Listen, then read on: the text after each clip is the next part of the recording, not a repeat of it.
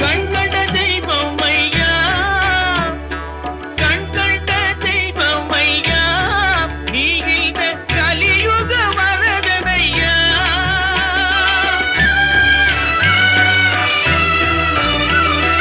கண்கண்ட தெய்வம் ஐயா, நீ இந்த கலியுக வரதனையா.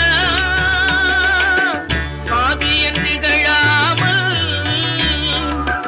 பாவியன் திகழாமல் எனக்கும் பதமலர் தருவாயப்பா.